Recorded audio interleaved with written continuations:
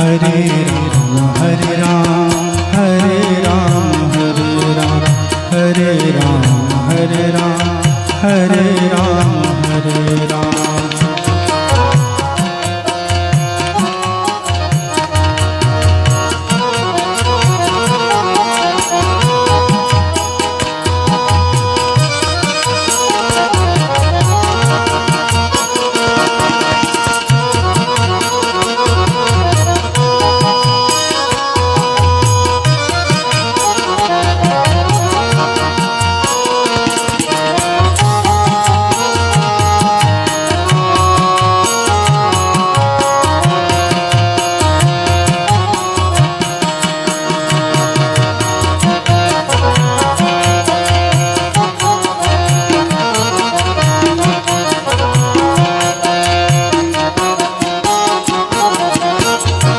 हरे राम हरे राम हरे राम हरे राम हरे राम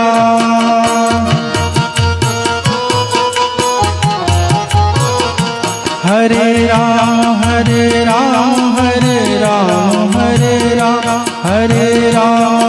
राम हरे राम हरे राम हरे राम हरे राम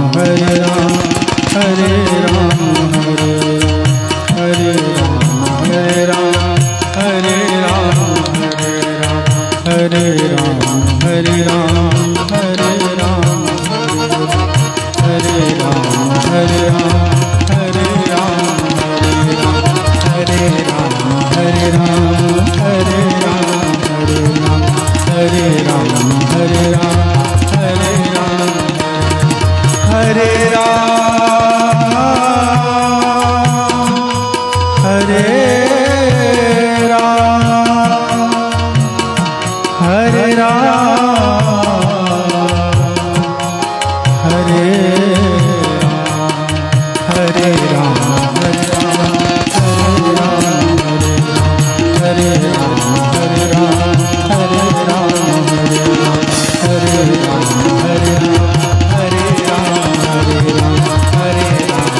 राम हरे राम हरे राम हरे राम हरे राम हरे हरे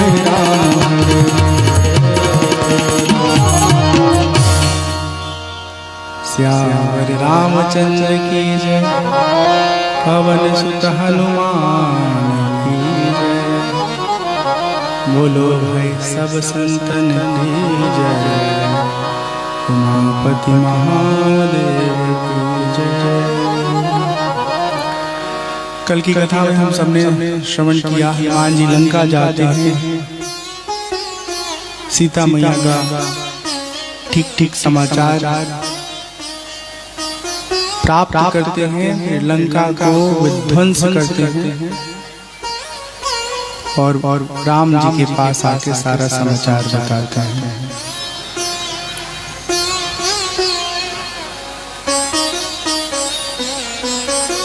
राम जी कहते हैं अविलंब नहीं करना चाहिए, शीघ्र हम सबको इस कोशिश में लग जाना चाहिए कि हम शीघ्र लंका पहुंचे और सीता जी को सकुशल प्राप्त कर सकें। उधर लंका की हालत इतनी खराब है कि जब से हनुमान जी लंका को जला के गए हैं, सब लोग भयभीत रहते हैं। रावण के जो प्रमुख लोग हैं उनमें से कुछ अच्छे लोग हैं, रावण को समझाते हैं, लेकिन रावण को किसी की बात समझ में नहीं आती। जब जीवन में अहंकार बहुत अधिक बढ़ जाता है ना, तब हमें सबसे बड़ा दोष ये आता है कि हम किसी की बात सुनते नहीं, अपने ही सारा कार्य करते हैं और उसका दुष्परिणाम भोगते रहते हैं। विभीषण जी बताते हैं उनसे, रावण से कि हे भैया, राम साधारण नहीं, पर ब्रह्म है, सर्वशक्तिमान है, उनको जीत पाना असंभव है। विभीषण को अपने पैरों से ठोकर मार के कहता है, रहते हो हमारी ओर, हमारा सारा संसाधन उपयोग करते हो और गुणगान हमारे शत्रु का कर रहे हो, निकल जाओ हमारे राज्य से। जब ऐसा बोला है रावण ने विभीषण को, विभीषण लंका त्याग दिए हैं, मन ही मन सोच रहे हैं कि अब राम जी के शरण में जाके अपना जीवन सफल करेंगे। राम जी समस्त अपने टोली के साथ कल की कथा में श्रवण किया, सागर के तट पर आ गए हैं, सागर से याचना कर रहे हैं, यह सागर हमें रास्ता दीजिए ताकि लंका पहुंचे, या कोई उपाय बताइए जिससे हम लंका पहुंच पाए। जब विभीषण आते हैं, बहुत ध्यान से सुनिए आप सब, राम जी की सेना के लोग समझाते हैं कि ये शत्रु का भाई है, पता नहीं किस तरह का विश्वासघात करे। भगवान यहाँ बहुत सुंदर बात कहते हैं, शरणागत कहु जो जे तजहि निज हित अनुमान, शरणागत कहु जे तजहि निज अनहित अनुमान, ते नर पाव पापमय तिन्हि विलोकत। शरण में आने वाले को जो कोई त्यागता है, ऐसे त्यागने वाले को देखने में भी पाप आता है। मॉनिटर को थोड़ा सा डाउन करें, थोड़ा सा। विभीषण आते हैं, भगवान उन्हें अपने शरण में लेते हैं, और आते ही विभीषण को लंकेश कह करके भगवान संबोधित करते हैं, मानो कि भगवान ये घोषणा करें कि हे विभीषण, लंका के अगले राजा आप हैं।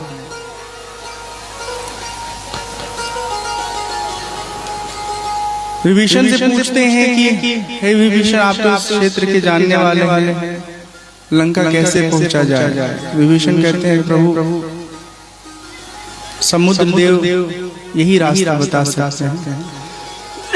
2 दिन बीत गया, 3 दिन बीत गया, पर समुद्र देव कोई रास्ता नहीं बताया। भगवान श्री राम अपने धनुष पर बाण चढ़ाते हैं, बहुत क्रोधित होते हैं, कहते हैं अगर हमें शीघ्र अगर कोई उपाय नहीं बताए तो पूरे समुद्र को हम सोख लेंगे।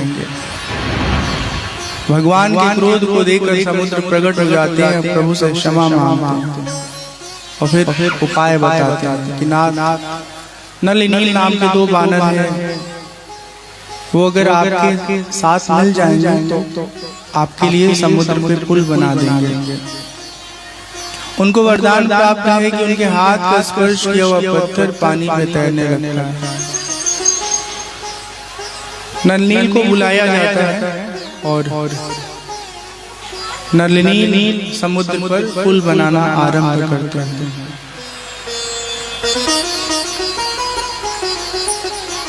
धीरे धीरे पुल बनना आरंभ होता है, और इधर भगवान श्री राम रामेश्वर भगवान की स्थापना करके आशीर्वाद लेते हैं। आप सबको मालूम है ना, भगवान शंकर के इष्ट राम जी हैं, और राम जी के इष्ट भगवान शंकर हैं। राम जी की भक्ति करेंगे तो शिव जी की भक्ति मिलेगी, और शिव जी की भक्ति करेंगे तो राम जी की भक्ति मिलेगी। यहाँ पर बहुत सुंदर शिव जी की उपासना का फल बताया गया है। जे रामेश्वर दर्शन करी हहीं, जे रामेश्वर दर्शन करी हहीं, ते तनु तजी मम लोक सिधरी हहीं, जो गंगा जल आनी चढ़ाई, सो सायुज मुक्ति नर पाई, कोई अकाम जो छल जिसे, कोई अकाम जो छल जिसे, भगति शंकर।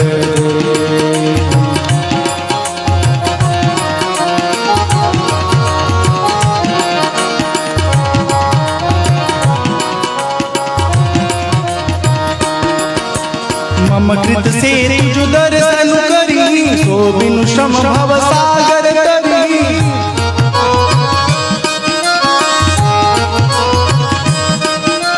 राम वचन सबके जिय भाए, मुनि वर निज निज आश्रम आए।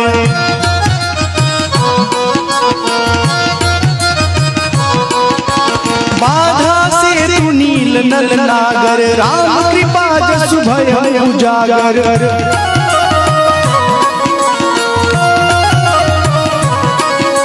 श्री रघुवीर प्रताप ते सिंधु तरे पाषाण, ते मति मंद राम तजी भजहि जाई प्रभु राम।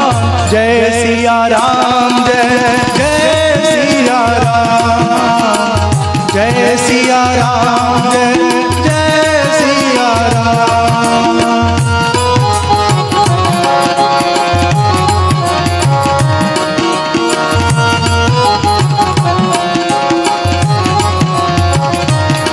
बोलो राम राम राम, बोलो राम राम राम, बोलो राम राम, बोलो राम राम। बहुत सुंदर यह निरूपण है। भगवान राम जी कहते हैं, जे रामेश्वर दर्शन करी ते तनु तज मम लोक से धरी है। जो रामेश्वर भगवान का दर्शन करेगा वह शरीर छूटने के बाद भगवान के लोक में वास प्राप्त करेगा। जो गंगा जल चढ़ाएगा वो सायुज्य मुक्ति पाएगा। सायुज्य मुक्ति का मतलब ये है कि वो भगवान के साथ ऐक्य भाव को प्राप्त हो जाएगा। अब ऐक्य भाव क्या होता है? जैसे पानी का एक बूंद होता है ना, नदी में जब टप से गिरता है तो बूंद नहीं रहता, पूरा नदी बन जाता है। सागर में गिरता है तो सागर बन जाता है। हाँ, सैकड़ों नदियां जाके सागर में मिलती हैं, जब मिल जाती हैं तो नदी नहीं रहती, वो सागर हो जाता है। तो ये होता है सायुज्य मुक्ति। होई अकाम जो छल तज सेई, भगति मोरी तिहि शंकर देई। तो निष्काम होकर के भगवान शिव की भक्ति करता है, भगवान शंकर उसे हमारी भक्ति प्रदान करते हैं।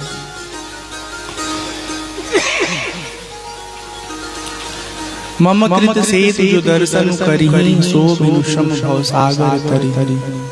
प्रभु श्री राम जी कहते हैं, मेरे द्वारा बनाए गए सेतु का जो दर्शन करेगा वो भव सागर से पार हो जाएगा। ध्यान से सुनिए, वो जो नल नील बनाए हैं सागर में पुल, उसके दर्शन से तो लाभ मिलता ही मिलता है। लेकिन भगवान ने जो वेदमय ज्ञान दिया है, गीता रूपी ज्ञान दिया है, महाभारत है, श्री रामचरितमानस, श्रीमद् भगवद गीता है, श्रीमद् भागवत महापुराण है, इनमें जो ज्ञान है परमात्मा का दिया हुआ ज्ञान है।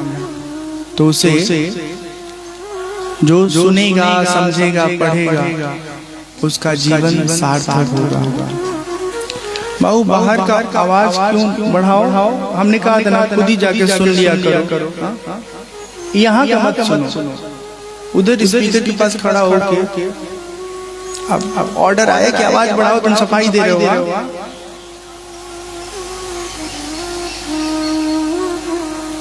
आप लोग नहीं समझ पाएंगे कभी कभी। आवाज बढ़ाने के लिए कहा ना।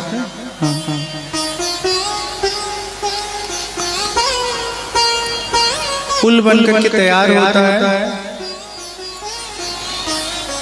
और भगवान राम की सेना उस पुल पर चल चल के सागर पार कर जाता है, लंका के किनारे पहुंच जाता है। सब लोग थके हारे हैं। भगवान कहते हैं, आसपास जो फल आदि प्राप्त होता है उसका सेवन करिए। प्रकृति बिना मौसम का पौधों में फल प्रदान कर देती है। भगवान के कार्य में जो सब लोग लगे हैं, उनकी सेवा हेतु आम का मौसम नहीं फिर भी आम आ रहा है, अमरूद का मौसम नहीं फिर भी अमरूद आ रहा है, ताकि भगवान के भक्तों को किसी प्रकार का कोई दुख ना हो। एक भजन सुनते हैं, उसके बाद कथा में प्रवेश करेंगे। फल आदि का सेवन करते हैं, फिर रात को विश्राम करते हैं। आवाज बढ़ा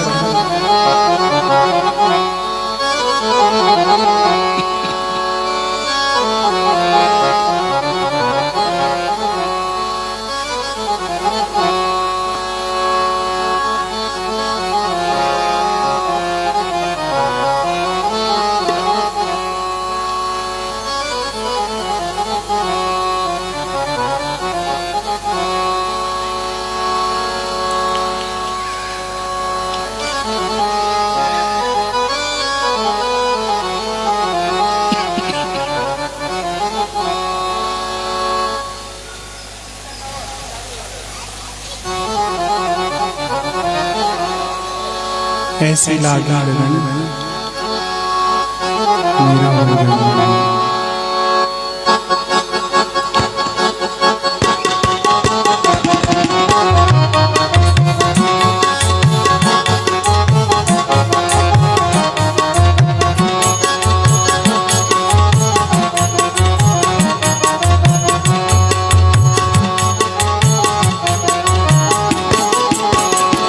ऐसी लागी लगन मीरा हो गई मगन, ऐसी लागी लगन मीरा हो गई मगन।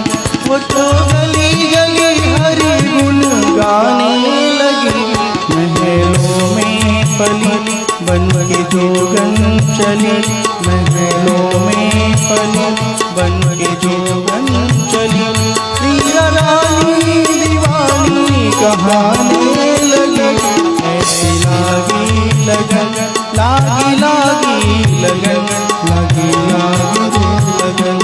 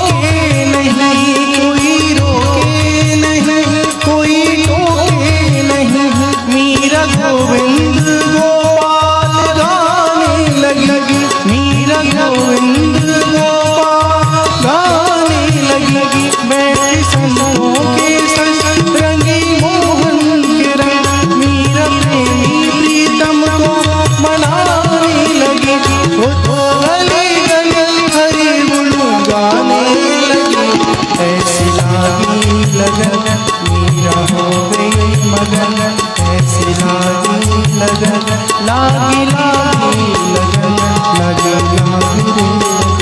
लागी लागी लगन लागी लागी लगन।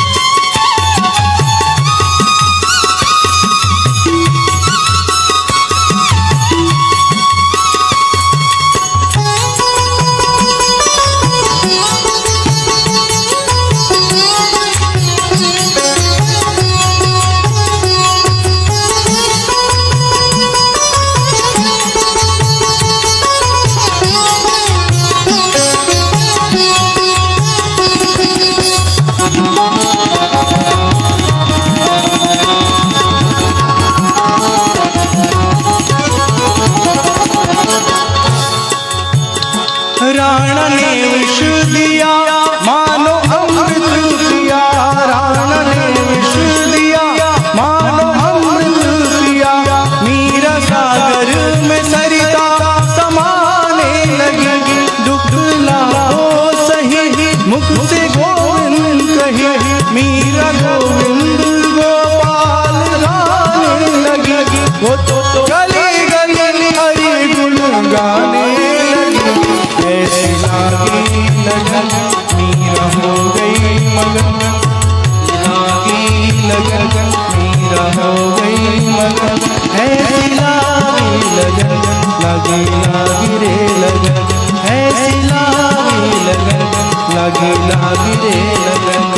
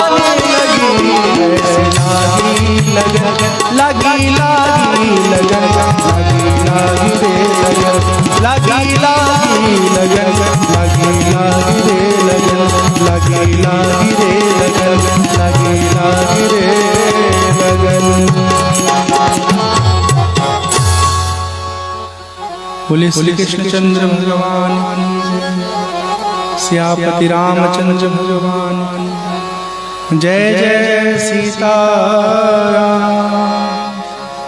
जय जय राधे श्याम।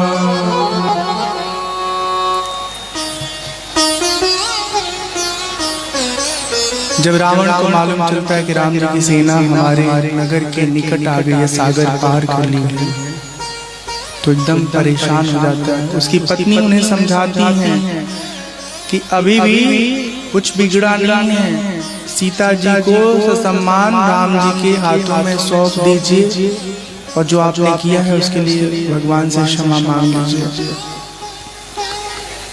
पर रावण किसी की बात को समझ नहीं पाता है।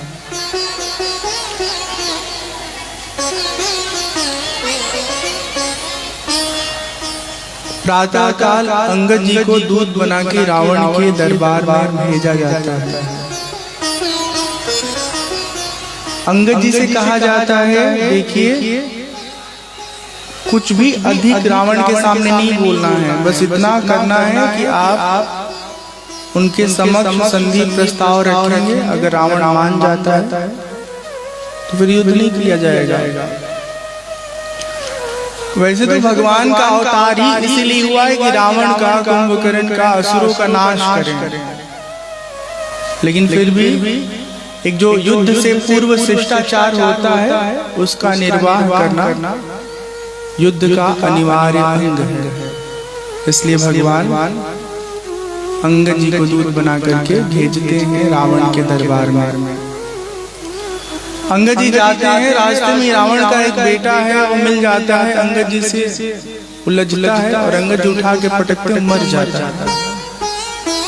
अब ये दृश्य सब लोग देखे ना, सब भयभीत हो गए। एक वानर आए थे, पूरा लंका जला के चले गए, अब दूसरा वाले आए हैं, पता नहीं क्या करेंगे ये भगवान।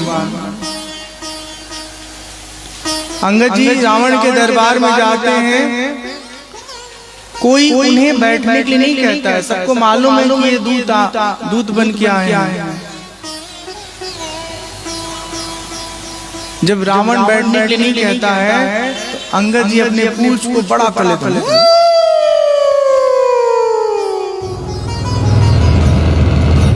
आपस में गोल गोल करके उसके ऊपर आराम से बैठ जाते हैं। ठीक है, जब रावण देखता है तो पूछता है, तुम कौन हो बंदर? अंगद जी कहते हैं, मैं रघुवीर दूत दशकंधर, मैं भगवान श्री राम का दूत हूँ, तुम्हें समझाने के लिए आया हूँ रावण। अभी भी कुछ बिगड़ा नहीं है, समय है तुम्हारे पास। प्रणत पाल रघुवंश मणि त्राहि अब मोहि, आरत गिरा सुनत प्रभु अभय करोगे तुम। भगवान श्री राम के सम्मुख जाओ, उनसे कहो, हे प्रभु हमारी रक्षा करिए, हम आपकी शरण में आए हैं, हमारी गलतियों के लिए हमको क्षमा कर दीजिए। हमारे प्रभु राम इतने दयालु हैं कि तुम्हारे गलतियों को भुला देंगे। एक अवसर है, इसका उपयोग करो और अपने आप को बचा लो। रावण बहुत नाराज होता है, मुझे सिखाओगे कि क्या करना चाहिए क्या नहीं करना चाहिए? अब यही रह गया कि हम सीखे, इस बानर को मार डालो। अंगद जी कहते ठहरो, मारने की बात तो दूर, इस सभा में हम अपने पैर को रख रहे हैं। इधर क्या चल रहा है? उधर इंजन चल रहा है क्या? मच्छर वाला आया है। अच्छा, हाँ, लंका का सीन चल रहा है, हमको पता नहीं। अच्छा, मच्छर को तो मारना ही पड़ेगा, लंका में बहुत मच्छर है। तो अंगद जी रावण की सभा में अपना पैर जमाते हैं और घोषणा करते हैं, तुम्हारे सभा के मध्य कोई भी वीर योद्धा यदि हमारे पैरों को उठा करके तनिक भी हिलाने सफल हो गया तो हम युद्ध नहीं करेंगे, वापस ऐसे ही लौट जाएंगे। एक एक बड़े बड़े योद्धा उसके सभा के अंगद जी के पैरों के पास आते हैं, उसे पकड़ के हिलाने की कोशिश करते हैं, पर कोई हिला पाने में सफल नहीं होता है। अंत में रावण स्वयं अपने सिंहासन से उठ करके अंगद जी के चरणों की तरफ बढ़ता है कि उनके पैरों को उठा दे। अंगद जी अपने पैर को पीछे कर लेते हैं, कहते हैं हे रावण, अरे जब मेरे पैरों पे पड़ सकते हो पैर को उठाने के लिए, तो इससे अच्छा है भगवान श्री राम के पैरों पे जाकर गिरकर क्षमा मांगो। और दुश्मन का बल मर्दित करके अंगद जी पुनः अपनी मंडली के बीच आ जाते हैं। भगवान श्री राम को सारी बात बताते हैं कि रावण अत्यंत अभिमानी है, उसका बुद्धि विवेक नष्ट हो गया, वो किसी की बात नहीं समझेगा। हम सबको युद्ध से ही सीता मैया को प्राप्त करना होगा, रावण को परास्त करना होगा। युद्ध की रणनीति बनती है और अगले दिन प्रातः काल में वानरी सेना पूरी तरह चारों तरफ से लंका को घेर लेती है।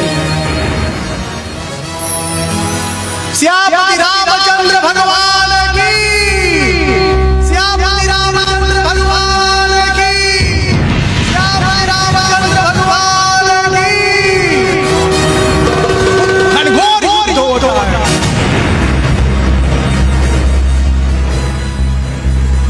वानरी सेना रावणी सेना के ऊपर इतना आक्रमण करती है कि एक दिन के युद्ध में आधी रावण की सेना समाप्त हो जाती है। आधा घटकू कपिन संघारा, कहूं वेगिका करिय विचारा। रावण की आधी सेना एक ही दिन के युद्ध में मृत्यु को प्राप्त हो जाती है। अगले दिन पुनः युद्ध शुरू होता है, पर ये जो असुर लोग होते हैं ना, ये बड़े दुष्ट होते हैं। जब युद्ध के नियम के अनुसार युद्ध में सफलता नहीं इनको मिलती है, तब ये मायाकृत लोगों को भ्रमित करने का उपाय रचने लगते हैं। असुरों की मंडली के द्वारा माया रच दी जाती है। किसी को समझ में नहीं आता कि राम जी की सेना को कि किसे मारे किसे छोड़े। भगवान श्री राम यह स्थिति देख लेते हैं, जान लेते हैं, अपने धनुष पर एक बाण चढ़ा के छोड़ते हैं और उनकी सारी माया समाप्त हो जाती है। रणभूमि में उनके माया के कारण जो अंधकार छा गया था वो सब छट जाता है, पुनः प्रकाश सबको प्राप्त हो जाता है। लक्ष्मण जी भगवान राम से आज्ञा मांग करके कहते हैं प्रभु हमें अनुमति दीजिए, हम अपने सेना का नेतृत्व करते हुए रावण की सेना का सामना करना चाहते हैं। लक्ष्मण जी रणभूमि में आते हैं और सामने मेघनाद है, घनघोर युद्ध होता है। पराक्रम के साथ लक्ष्मण जी मेघनाद का सामना करते हैं। मेघनाद को लगता है कि अब हमारा प्राण बचेगा नहीं। अंत में अपने प्राणों की रक्षा को ध्यान में रख करके वह शक्ति बाण छोड़ता है और उसके लगने से लक्ष्मण जी मूर्छित हो जाते हैं। उनके मूर्छा से पहले ही सुग्रीव जी, जामवंत जी, हनुमान जी सब लोग लक्ष्मण जी को थाम लेते हैं और उन्हें सुरक्षित अपनी सेना के बीच लाते हैं। युद्ध विराम हो जाता है। राम जी यह दृश्य देख करके बहुत दुखी होते हैं, मन ही मन विचार करते हैं कि अगर हमको मालूम होता कि इस युद्ध में अपने भाई को खोना पड़ेगा तो हम युद्ध ही नहीं करते। जामवंत जी कहते हैं प्रभु आप चिंतित मत होइए, लंका में सुषेण नाम के बहुत कुशल वैद्य हैं। हे हनुमान जी शीघ्रातिशीघ्र उन्हें लेके आइए। हनुमान जी जाते हैं और सुषेण जी को लेके आते हैं। सुषेण जी आकर के लक्ष्मण जी की स्थिति देखते हैं और फिर बताते हैं कि संजीवनी बूटी की आवश्यकता है, पता बताते हैं और हनुमान जी संजीवनी बूटी लेने के लिए आसमान में उड़ जाते हैं। संजीवनी बूटी जिस दिशा में पाई जाती है वहां पहुंचते हैं हनुमान जी, लेकिन पहचान नहीं पाते। वो पूरा पर्वत जहाँ पाया जाता है उसको ही हनुमान जी उठा करके लेके चल देते हैं। बीच में अयोध्या जी आता है तो भरत जी पहरा दे रहे हैं, प्रहरी बन करके अयोध्या जी की रक्षा कर रहे हैं। वो समझ नहीं पाते कि आसमान में जगमग करता हुआ ये एक विशाल वस्तु एक स्थान से दूसरी जगह कहाँ जा रहा है। एक बिना फर का बाण चलाते हैं भरत जी और वो हनुमान जी को लगता है और हनुमान जी संजीवनी बूटी लेके अयोध्या की धरती पर उतर आते हैं। जब भरत जी उनके पास जाते हैं तो सुनते हैं कि मुख में हनुमान जी के राम राम राम राम चल रहा है। फिर परिचय होता है और बहुत वर्षों के बाद आज भरत जी को समाचार मिला है कि प्रभु श्री राम रावण से युद्ध कर रहे हैं, लक्ष्मण मूर्छित हो चुके हैं। भरत जी को मन ही मन बहुत दुख होता है कि बताइए ऐसे समय में हम अवरुद्ध बन गए। हनुमान जी से कहते हैं हनुमान जी आप चिंता मत करिए, हम आपको अपने सामर्थ्य से शीघ्र ही राम जी के पास भैया के पास भेज देंगे। हनुमान जी प्रणाम करते हैं और कहते हैं हम प्रभु हम चले जाएंगे। और फिर भगवान श्री राम का जयकारा लगाते हैं, बोले सियापति रामचंद्र भगवान की। और उड़ान मारते हैं संजीवनी बूटी लेकर के उस स्थान पर आ जाते हैं जहां पर राम जी की सेना है। सुषेण वैद्य जी संजीवनी बूटी निकाल करके उसका रस लक्ष्मण जी के मुख में रखते हैं और रस के प्रभाव से लक्ष्मण जी की चेतना फिर से वापस आ जाती है, उनकी मूर्छा समाप्त हो जाती है। भगवान श्री राम बहुत प्रसन्न होते हैं। पूरी मंडली सेना के लोग बहुत बहुत उत्साहित होते हैं। एक बहुत सुंदर भजन है, दुनिया चले ना श्री राम के बिना, राम जी चले ना हनुमान के बिना।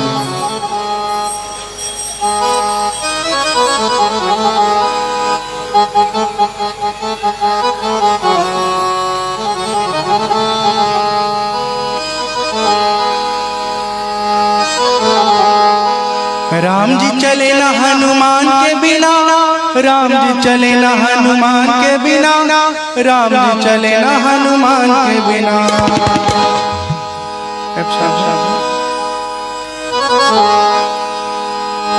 दुनिया चले ना श्री राम के बिना, दुनिया चले ना श्री राम के बिना, राम चले ना हनुमान के बिना।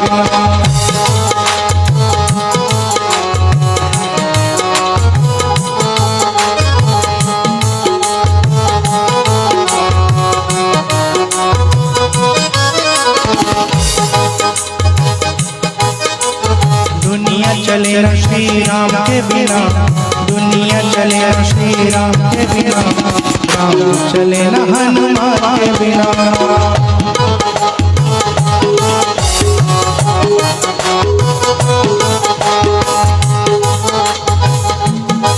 जितनी बात करते हैं हम उतनी बात नजर नहीं मिलती आपको। दुनिया चले ना श्री राम के बिना, दुनिया चले ना श्री राम के बिना, राम चले ना हनुमान के बिना। राम जी चले ना हनुमान के बिना, राम जी चले ना हनुमान के बिना, राम चले ना हनुमान के बिना। दुनिया दुनिया दुनिया चले ना श्री राम के बिना, राम चले ना हनुमान के बिना।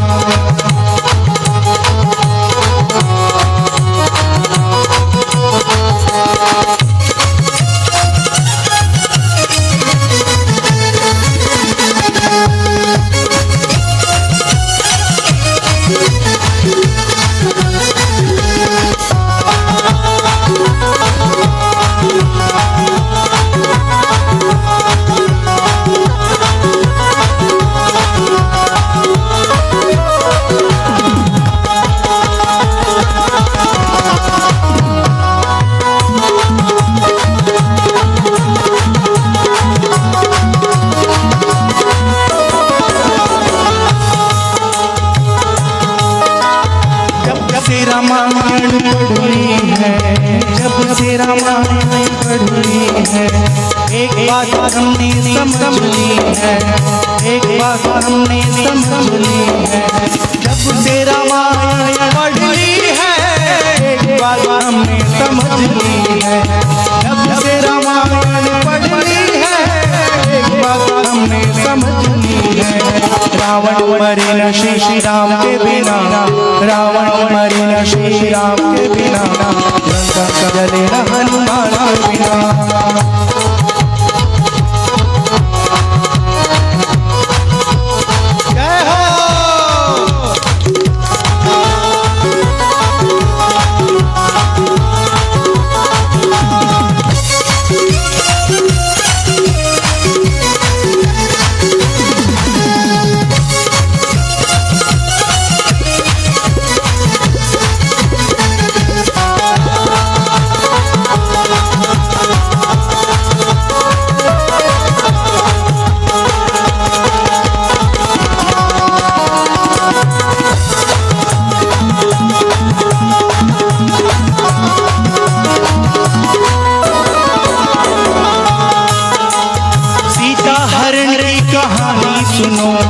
सीता हरण की कहानी सुनो, बनवारी मेरी जुबानी सुनो, बनवारी मेरी जुबानी सुनो। सीता मिले न श्री राम के बिना, सीता मिले न श्री राम के बिना, चले न हनुमान के बिना, चले न हनुमान के बिना।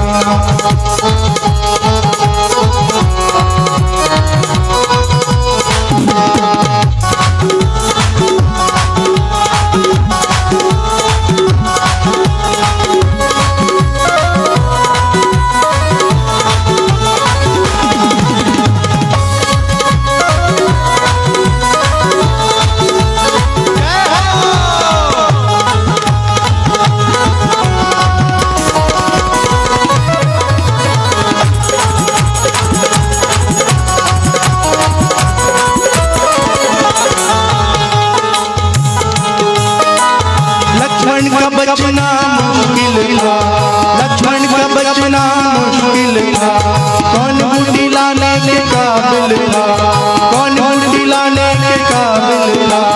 लक्ष्मण का बचना मुश्किल था, कौन बूटी लाने के काबिल था।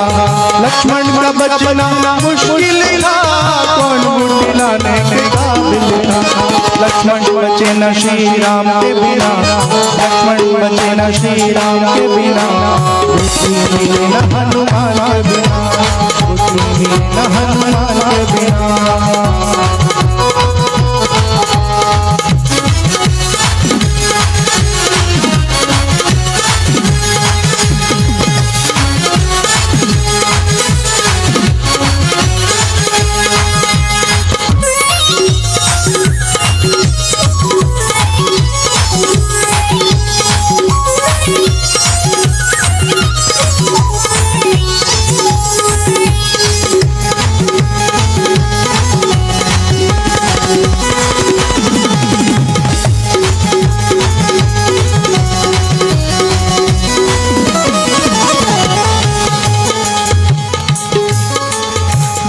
सिंहासन पे श्री राम जी, चरणों में बैठे हनुमान जी।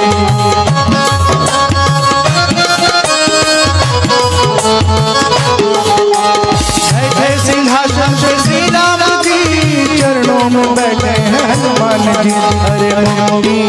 अरे मुक्ति लेना श्री राम के बिना, मुक्ति लेना श्री राम के बिना, भक्ति मिले न हनुमान के बिना, मुक्ति मिले न श्री राम के बिना, मुक्ति मिले न श्री राम के बिना, मुक्ति मिले न हनुमान के बिना।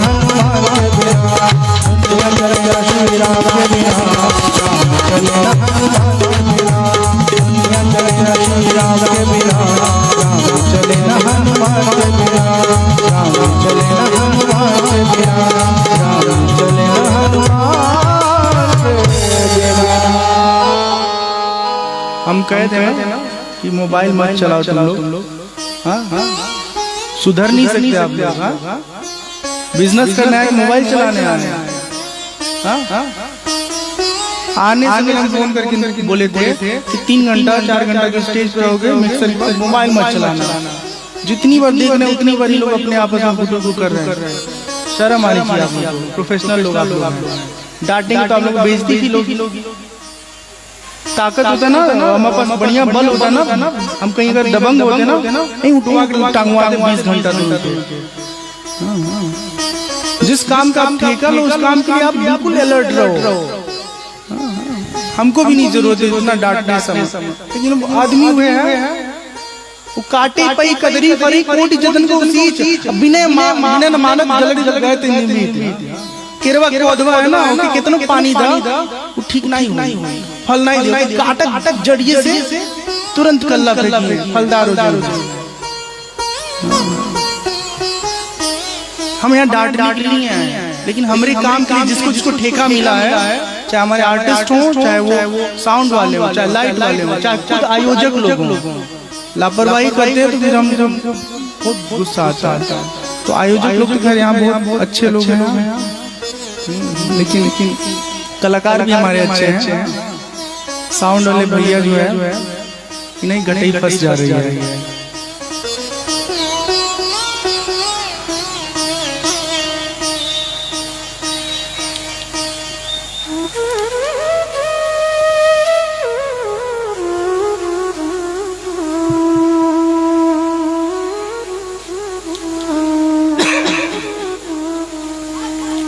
लक्ष्मण जी जब ठीक हो जाते हैं और एक खबर रावण को पता चलता है तो एकदम से परेशान हो जाता है। राम जी की सेना का एक बड़ा योद्धा जो धराशायी हो गया था वो फिर से ठीक हो गया, चुनौती और बढ़ गई।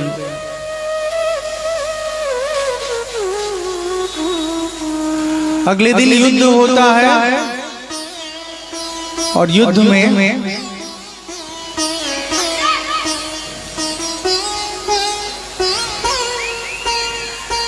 कौन आता है? कुंभकर्ण। कुंभकर्ण सोया रहता है, रावण जाके जगाता है, भाई जगो, नहीं जगता है। फिर बैंड बाजा वालों को बुलाता है। तो यहाँ भी हमारे पास बाजा वाले लोग, ये लोग कुंभकर्ण को पहले जगाएंगे। जगाओ भाइयों।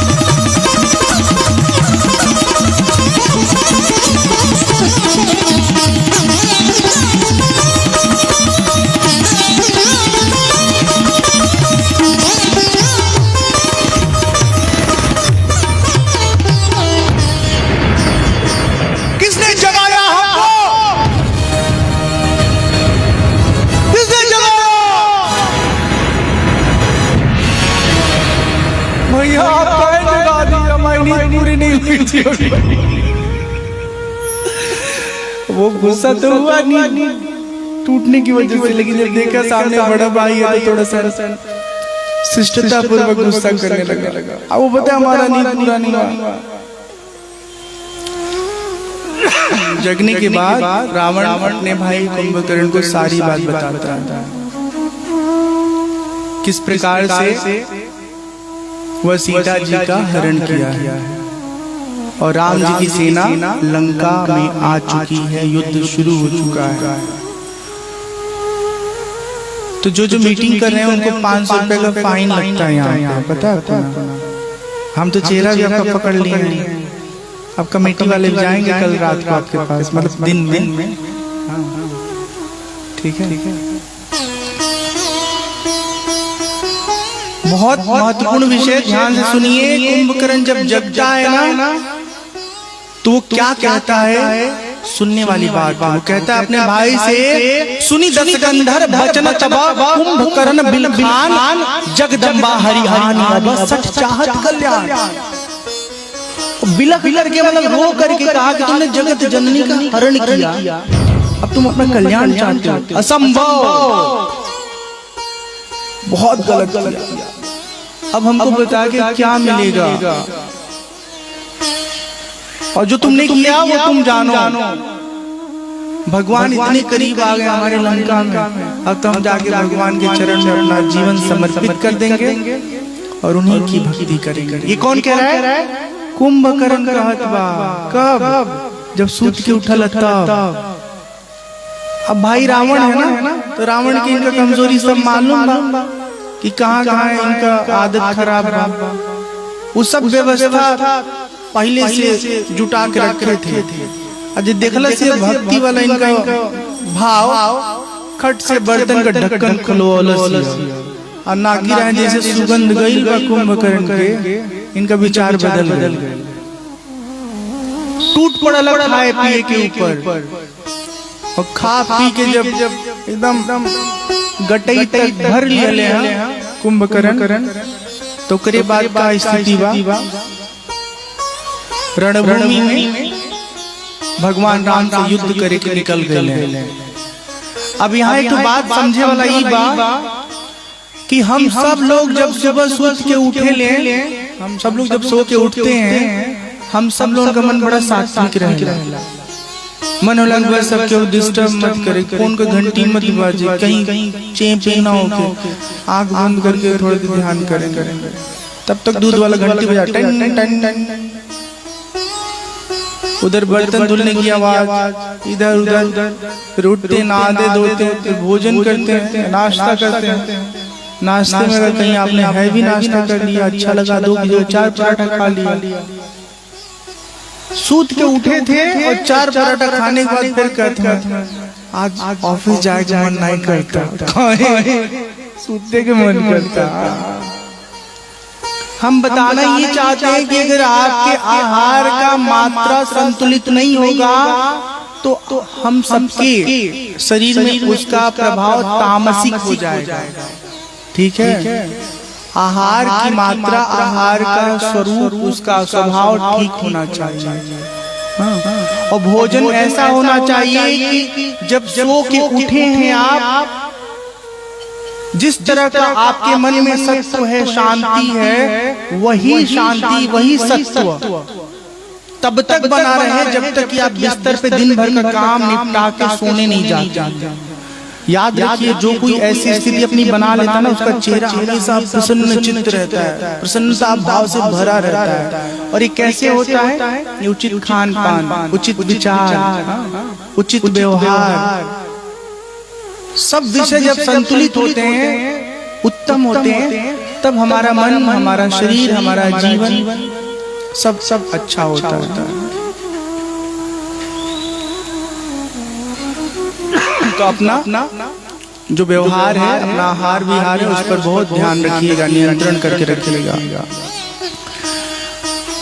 यकीन मानिए, आप हमेशा 1 रोटी कम खाइए ना, सुखी रहिएगा। और 2 रोटी अगर ज्यादा खाए लगला लोगों, हाँ, तो फिर सबसे पहले पेट खराब होगा। जेकर पेट खराब होता है खाने के चक्कर में, हाँ, ओके तो मन करता है 10 दिन हम खनवे मत दे। हवस शब्द तो खराब हो गई है, लेकिन पिपासा है, अच्छा मिला हुआ चप्पा खाएंगे, बैल बन जाएंगे। बैल भी बहुत, गाय बैल जानवर बहुत अच्छे हैं, आवश्यकता से अधिक कभी नहीं खाते हैं। पेट भर गए, वो बैल मतलब पता नहीं कहाँ से चल गया होगा, लोकोक्ति बुद्धि के जो इस्तेमाल न करे ओके कल जल बैल ओके वो बुद्धि बा डंडवा दिखाओ भाग जाइए। आदमी को मालूम है खा के पेट खराब हो जाता, ओकरे बाद वो खाता पेट खराब, डॉक्टर के पास गए बाटे, डॉक्टर कहने हैं ये दवाई खाइए। डॉक्टर साहब क्या क्या खा सकते हैं? कुछ नहीं, खाली खिचड़ी खाओगे। अभी खा के हालत खराब की, फिर करे खा सकते हैं सिर्फ खिचड़ी। ठीक है, हम विनोद भाव से जो बोल रहे हैं उसका पर्पज ये है कि हमारा आहार जो है वो संतुलित होना चाहिए और शुद्ध होना चाहिए। पेट सही तो पूरा जीवन सही, पेट खराब तो सब खराब। और मसाला वसाला तो बहुत ही कम खाइए आप लोग। कुंभकर्ण रणभूमि में जाते हैं, विभीषण आके समझाते हैं, लेकिन विभीषण को कहते हैं कुंभकर्ण कि अब हमारा काल नजदीक आ गया है। बचन कर्म मन कपट तजी, भजऊ राम रणधीर, जाऊन निज पर सूझ मोही, भयऊ काल वशबीर। अब हम काल के वशीभूत हो गए हैं विभीषण। आप ना मनसा वाचा कर्मणा छल त्याग करके निष्कपट भाव से भगवान श्री राम की सेवा करना। कुंभकर्ण रणभूमि में जाके इतना पराक्रम के साथ युद्ध करते हैं कि थोड़े ही दिन में राम जी की जो बानरी सेना तितर बितर हो जाती है। अंगद जी को, सुग्रीव जी को कुंभकर्ण अपने कखिया में दबा लिया हैं। आई लोग परेशान हो गए हैं दबले के चक्कर में। फिर तनी सा मौका पौने लोग अंगद जी और सुग्रीव जी कुंभकर्ण का कन्वे पकड़ के दांते से चबा लिया और बेचारे के दुख भइला तक पकड़ ढीली हो गई है और धीरे से सरक गए हैं लोग।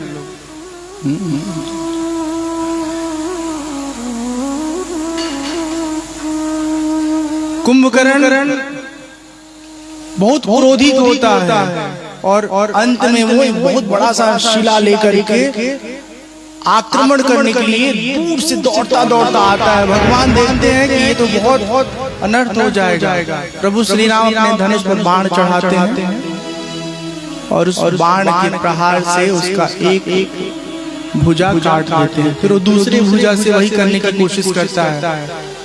भगवान दूसरे भुजा को काटते हैं, फिर एक बाण छोड़ते हैं, उसके मस्तक को बाण काट देता है। जब उसका शरीर गिरता है धरती पर, धरती डगमगाने लगती है। फिर भगवान उसके शरीर को अलग अलग हिस्से में विभक्त करते हैं। भगवान का बाण कुंभकर्ण के मस्तक को ले जाके रावण के सम्मुख रख देता है। जब रावण देखा है अपने भाई को मरे हुए स्थिति में, बहुत दुखी होता है। रावण के सेना का सबसे वीर योद्धा जो है आज धराशायी हो गया, आज मृत्यु को प्राप्त हो गया। रावण का पुत्र मेघनाद कहता है पिताश्री आप बिल्कुल चिंतित मत होइए, हम हैं, आपको विजय दिलाएंगे। कल रणभूमि में दुश्मन का सामना हम स्वयं करेंगे। मेघनाद आते हैं और मेघनाद जी का लक्ष्मण के साथ युद्ध होता है। बहुत घनघोर युद्ध होता है। लक्ष्मण जी अपने धनुष पर बाण चढ़ा के मेघनाद पर प्रहार करते हैं और मेघनाद रणभूमि में मृत्यु को प्राप्त हो जाता है। अब देखिए इतना कुछ हो गया ना, अब जाके देवराज इंद्र आए भगवान के सम्मुख और कहे हे प्रभु हमारे लिए क्या सेवा है। अपनी ओर से देवराज अपना रथ भगवान को देने आते हैं। मेघनाद मृत्यु को प्राप्त हो जाता है। उस रावण के सेना के सभी बड़े बड़े योद्धा मृत्यु को प्राप्त हो जाते हैं। रावण स्वयं रणभूमि में आता है भगवान से युद्ध करने के लिए। रावण रथ पर सवार होकर के उद्घोष करता है, राम जी के ऊपर व्यंग छोड़ता है। आज तुम्हारा एक बड़े योद्धा से सामना हुआ है, तुमको काल के हवाले करेंगे। भगवान मन ही मन मुस्कुराते हैं और रावण को नसीहत देते हैं।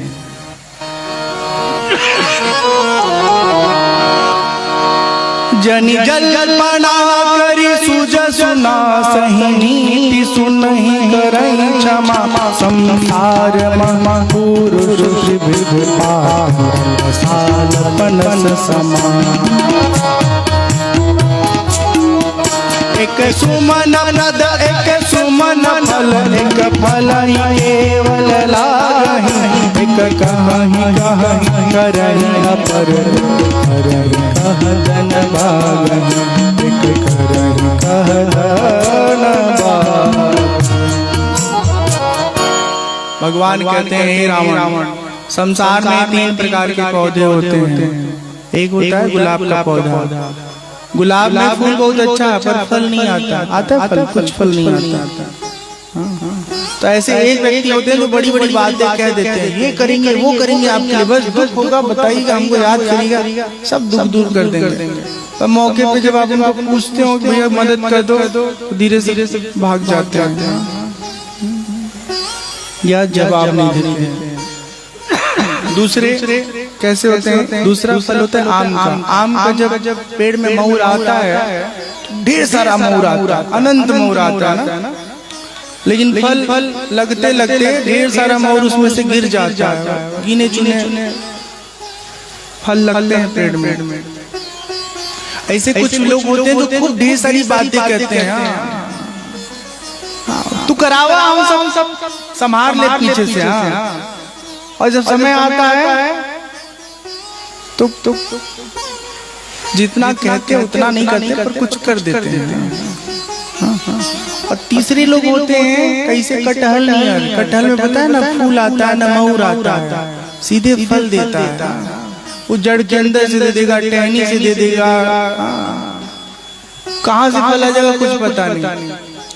तो एक ऐसे व्यक्ति होते हैं जो सिर्फ करने में विश्वास रखते हैं, दुनिया भर की बातें नहीं करते हैं। जब जरूरी समय होता है उनको लगता है कि किसी की सहायता करनी चाहिए, कहीं योगदान देना चाहिए, वो चुपचाप जाएंगे, अपना सहयोग कर देंगे और कहीं हल्ला नहीं करेंगे।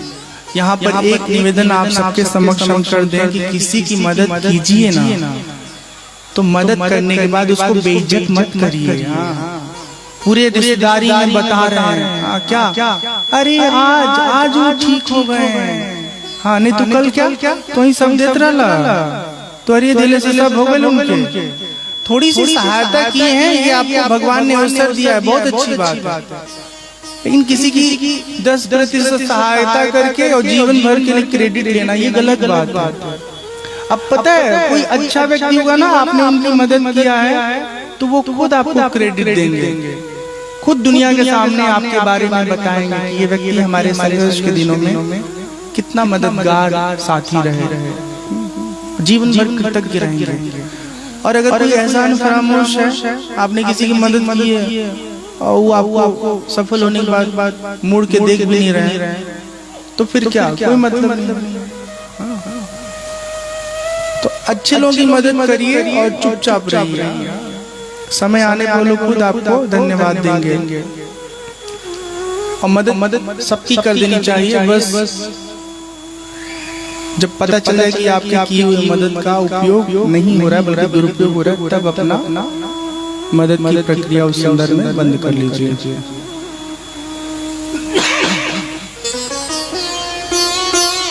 राम जी के वचनों को सुन के, राम जी की बात इसलिए कहते हैं कि रावण बड़ी बड़ी बातें करता है। आज सब ले उन्हें बाही जो रन भूप भजही नहीं जाही, आज करऊं खल काल हवाले परिव कठिन रावण के पाले। आज मैं काल के हवाले करूंगा तुम्हें, रावण ऐसे बोलता है। भगवान श्री राम अपने धनुष पर बाण चढ़ाते हैं और खूब प्रहार करते हैं, बार बार उसका सर काटते हैं। सर काटने का कारण ये था कि उसने अपने हृदय में सीता मैया का ध्यान पक्का कर लिया है। भगवान कहते हैं अगर सीधे इसको मारेंगे ना तो इसके हृदय में जानकी का वास है, बाण इसको लगेगा। जानकी जी वहां पर सूक्ष्म रूप से हैं, इसने बसा लिया है उनकी छवि, तो उन्हें लगेगा। फिर जानकी जी ने हमको बसा के रखा है तो हमको लगेगा, और हमारे हृदय में पूरा ब्रह्मांड बा, तो फिर ब्रह्मांड को चोट लगेगा, उसका परिणाम बहुत दुखद होगा। इसलिए काटत सिर हुई विकल छूट जई तब ध्यान, तब रावण ही हृदय में मरी ही राम सुजान। जब उसका ध्यान छूट जाएगा तब भगवान उसका वध करते हैं। विभीषण आगे बताते हैं प्रभु रावण के नाभि में अमृत है, तो जब तक वो अमृत नहीं सूखेगा तब तक वो मरेगा नहीं। भगवान देर तक उसके मस्तक को काटते हैं। जब उसका ध्यान भंग होता है फिर धनुष पे बाण चढ़ा करके छोड़ते हैं। राम जी का एक बाण 31 बाणों में विभक्त हो जाता है। 10 उसके सर को काटता है, 20 उसके भुजाओं को, एक बाण उसके नाभि में जो अमृत है उसको जाके सोख लेता है। और इस तरह रावण की रणभूमि में मृत्यु हो जाती है। बोलिए राजा रामचंद्र भगवान की, राजा रामचंद्र भगवान की जय, राजा रामचंद्र भगवान की। मंदोदरी को ये दुख होता है हमारे पति की मृत्यु हो गई, और साथ ही साथ उसको सांत्वना ये होता है कि भगवान के हाथों रावण मरे हैं तो उनकी सद्गति हो गई।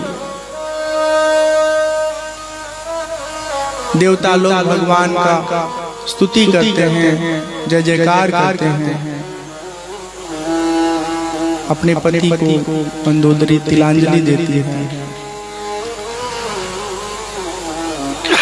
भगवान अविलंब लंका का नया राजा विभीषण को बनाते हैं और उन्हें आदेश देते हैं कि सीता जी को ससम्मान हमारे सम्मुख लाया जाए।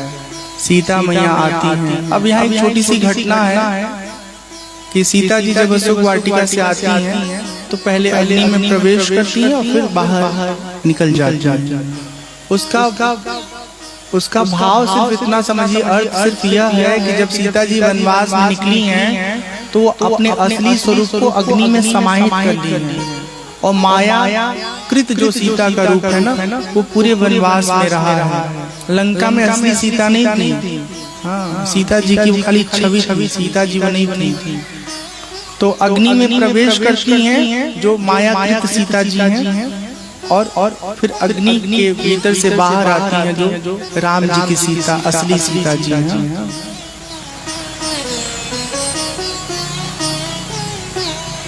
सीता मैया का दर्शन करके सब लोग बहुत प्रसन्न होते हैं। भगवान इंद्र के रथ को उनके पास भेज देते हैं। हनुमान जी से कहते हैं राम जी की है, हनुमान जी शीघ्र आप अयोध्या पहुंचिए और भरत जी को संदेशा दीजिए, क्योंकि अगर तनिक भी विलंब होगा तो हम भरत से नहीं मिल पाएंगे। भरत ने यह वचन दिया था कि 14 वर्ष में एक दिन भी विलंब नहीं होना चाहिए। भगवान श्री राम के पिता श्री आते हैं, भगवान उन्हें प्रणाम करते हैं। पिताश्री पूछते हैं पुत्र ये सब कैसे किया? तो भगवान राम कहते हैं ये सब आपके पुण्य प्रताप से संभव हुआ है।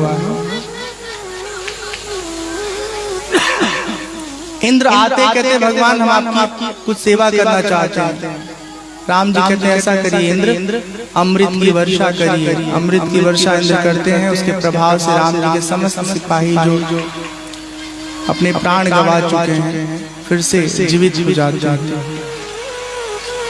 भगवान विभीषण से कहते हैं कि रावण तुम्हारा भाई कुबेर का पुष्पक विमान छीन करके अपनी लंका में रखा है। हे विभीषण कुछ समय के लिए पुष्पक विमान मुझे चाहिए, अयोध्या पहुंचेंगे फिर यह पुष्पक विमान आपके पास आएंगे और इन्हें इनके स्वामी तक पहुंचा दीजिएगा। तो भगवान पुष्पक विमान में सवार हो जाते हैं। हनुमान जी अयोध्या के लिए तीव्र गति से प्रस्थान कर जाते हैं। राम लक्ष्मण सीता जी हनुमान जी विमान में सवार हो जाते हैं। भगवान कहते हैं कि अब आप सब अपने अपने नगर को प्रस्थान करिए। सब लोग भावुक हो जाते हैं। हे प्रभु, हम सबकी इच्छा है कि आपके राज तिलक में शामिल हों। भगवान सबके भाव को देखते हुए पुष्पक विमान में बैठा लेते हैं और कुर्सी आगे लगा बहुत पीछे नहीं आगे लगा।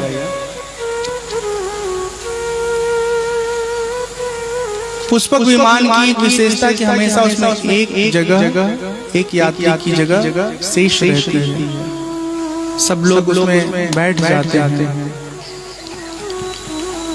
और अयोध्या के लिए पुष्पक विमान प्रस्थान कर जाता है। चलत विमान कोलाहल होई, जय रघुबीर कहे सब लोग भगवान श्री राम का जयकार लगाते। बोलिए राजा रामचंद्र भगवान की, राजा रामचंद्र भगवान की, राजा रामचंद्र भगवान की।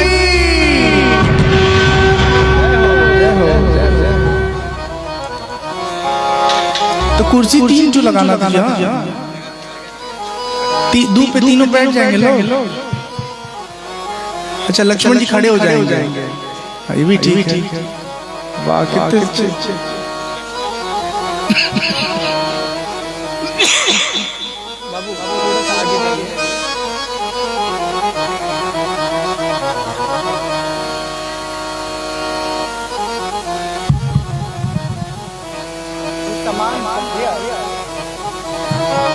ये सामान थोड़ा नीचे रख दीजिए, कोई दिक्कत नहीं है। सामने अच्छा नहीं लगेगा। थोड़ा सा आगे करके हाँ, तीनों जनों को बैठाइए। झांकी बनी है राम लक्ष्मण जाने आके हनुमान जी। अब आप लोग भगवान का दर्शन करिए और आगे की कथा हम सुना रहे हैं। आपको पता है आजकल कथाओं में मनोरंजन को इतना ज्यादा शामिल कर दिया गया है कि हर कथा में आयोजक चाहता है कि झांकी हो। ये जो आपके घर के नन्हे मुन्ने निर्मल मन के भगवान के स्वरूप में आए बाल गोपाल, इनको देख के जितना सुख मिलेगा ना उतना सुख आपको उन्हें देख के नहीं मिलेगा। हाँ, इनको प्रणाम करिए और परमात्मा का आशीर्वाद लीजिए।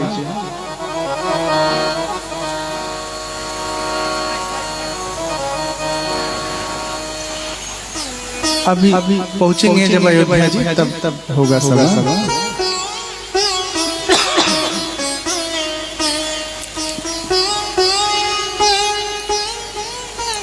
हनुमान जी चलते चलते तीव्र गति से अयोध्या जी पहुंच जाते हैं। भरत जी की स्थिति देखते हैं और फिर भरत जी के पास जाकर के उन्हें प्रणाम करके समाचार प्रदान करते हैं। बेस हारमोनियम जो केवल हारमोनियम वो लगा लीजिए।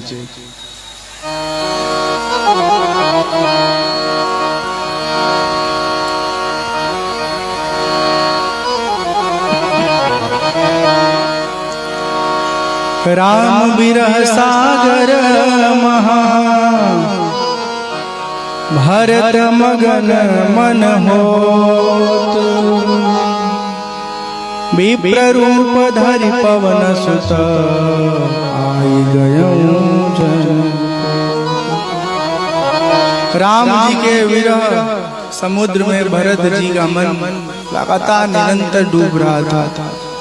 उस समय हनुमान जी ब्राह्मण रूप में आकर के उन्हें संभाल लेते, जैसे डूबते हुए को नैया मिल गई हो।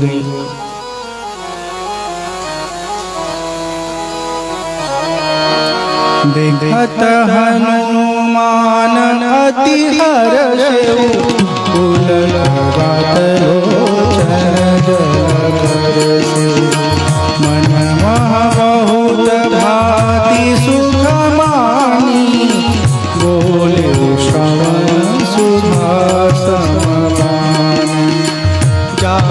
विरह सोचहु दिन राति, रटहु निरंतर गुण गणपति।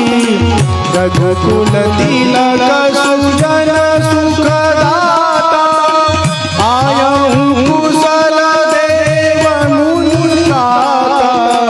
जय सिया राम जय जय सिया राम, जय सिया राम जय जय सिया राम, जय सिया राम जय जय सिया राम, जय सिया राम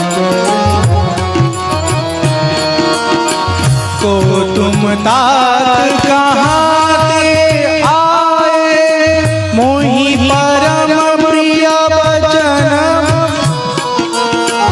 को तुम तात कहाँ ते आए, मोहि परम प्रिय बचन सुनाए।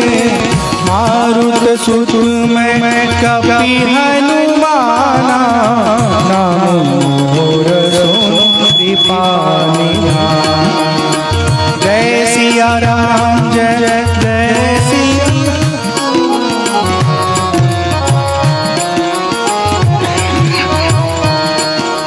दीन बंधु रघुपति कर किंकर, सुनत भरत बैठेउ उठी सादर। कपि तव दरस सकल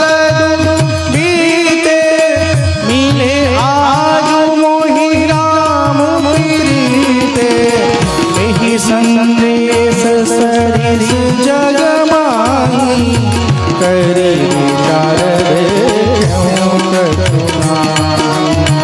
जय सिया राम जय जय सिया राम, जय सिया राम जय सिया राम, जय जय सिया राम।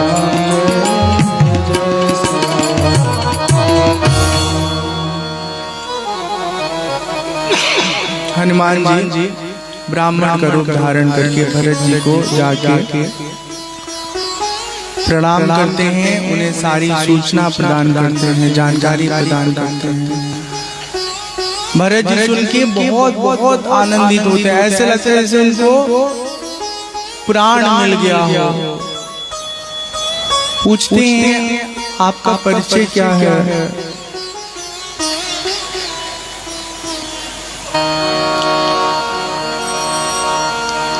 आपके दर्शन से हमारे जीवन का समस्त दुख दूर हो गया। आपने जो संदेश हमें दिया है उसके बदले में हम आपको चाह के भी कुछ नहीं दे सकते। यही संदेश सरिस जग माही, करि विचार देखो कछु नाहि। इस संसार में बदले में हम कुछ भी ऐसा नहीं देख रहे जो आपको यह सुखद समाचार देने के बदले में हम आपको भेंट करें। सबको सूचना प्रदान करते हैं कि प्रभु श्री राम हमारे बीच शीघ्र पहुंचने वाले हैं। अयोध्या को फिर से सजाया जाता है, संवारा जाता है, सुंदर किया जाता है। भगवान सब लोग भगवान के आने की प्रतीक्षा कर रहे हैं।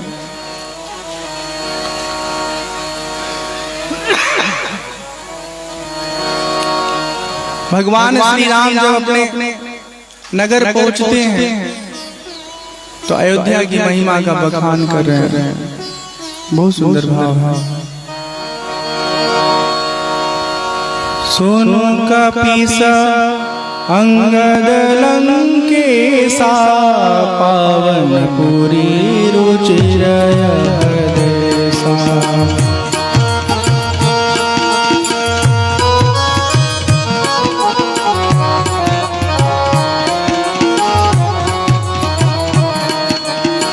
यद्यपि सब वैकुंठ बखाना, वेद पुराण विदित जगु जाना।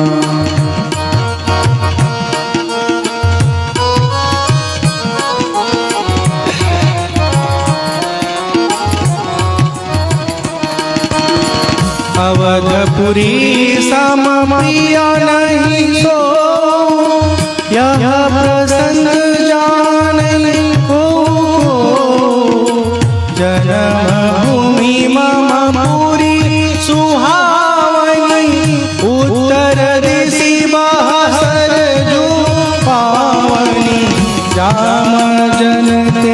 विनहि प्रयासा मम समीप पावन वासा। अति प्रिय मोहि यहाँ के वासी मम धाम पुरी सुख राशि। हर से सब कपि सुनि प्रभु वाणी धन्य अवध जो राम बखानी। जय सिया राम जय जय सिया राम जय सिया राम जय जय सिया राम जय सिया राम जय जय सिया राम जय सिया राम जय जय सिया राम जय जय सिया राम जय जय सिया राम। फ्लूट लगा लो।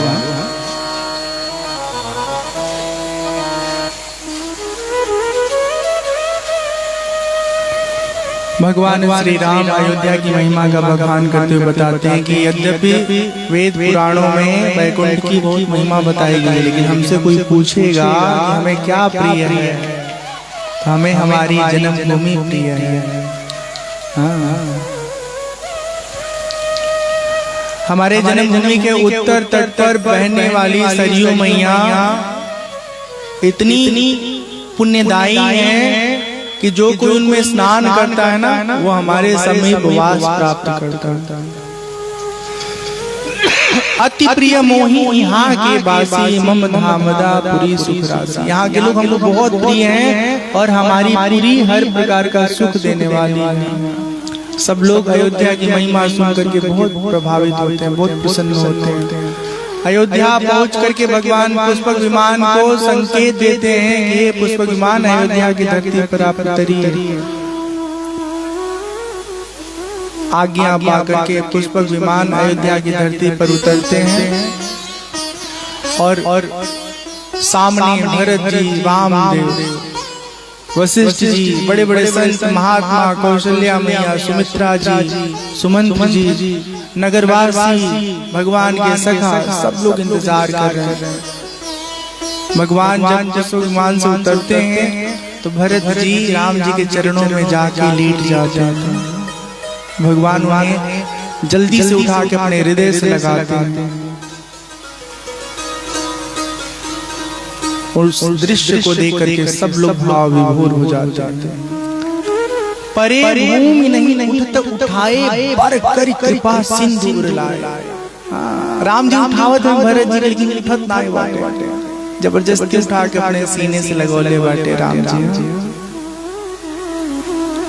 और भगवान भरत से जब मिलल बाटे तो उनके आंसू ना रुकत ना, टप टप टप टप जो है अश्रु निकल रहा है।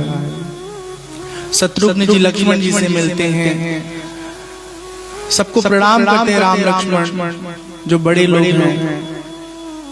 अयोध्या के लोगों में एक चाह थी कि जिससे राम जी भरत से मिलत हमें, ऐसे ही हम से मिलते तो कितना नीक लागा। भगवान सबके मन की बात समझ लेते हैं। आज 14 वर्ष बाद जब भगवान मिले हैं तो ठीक वैसे ही मिले जैसे वो बाल निकाल में अपने नगर के लोगों के साथ मिलते हैं। छन्न मही सब ही मिले भगवाना, उमा मरम का जाना। भगवान शंकर पार्वती मैया को कथा सुनाते हुए कहते हैं कि भगवान जितने लोग अयोध्या में है ना, उन सब से अपने हृदय से लग करके उनको मिलते हैं। जितने लोग उतने राम बन जाते हैं। और यह बात कोई समझ नहीं पाता, सबको बड़ा आनंद आता है, सब बातें करते हैं। पता है भगवान हमसे हृदय से लग करके मिले हैं। भवन में जाती है सीता मैया, प्रभु राम लक्ष्मण सबसे पहले भगवान राम कैकेयी मैया से जाके मिलते हैं, उनको प्रणाम करते हैं और उन्हें कहते हैं माँ, आप जिस दुख से व्यथित हैं उसमें आपकी कोई भूमिका ही नहीं थी, आप केवल निमित्त मात्र थी। और यही सच है कि हम सब केवल निमित्त होते हैं, हम कर्ता नहीं होते। बड़े घटना में हम केवल निमित्त होते हैं।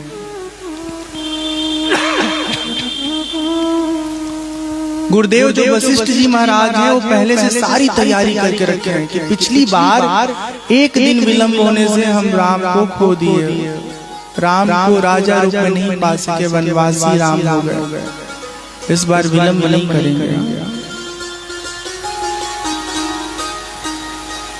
वो सारी तैयारी करके पहले से तैयार रखे हैं। भगवान सबसे पहले अपने भाई भरत को, लक्ष्मण को, शत्रुघ्न को अपने हाथों से नहलाते हैं, उनके केशों को सुलझाते हैं, फिर अपने केशों को ठीक करते हैं।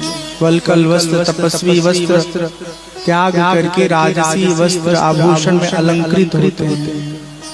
सीता जी को उनकी सासू माँ सजाती हैं, संवारती हैं, सुंदर वस्त्र आभूषण से अलंकृत करती हैं।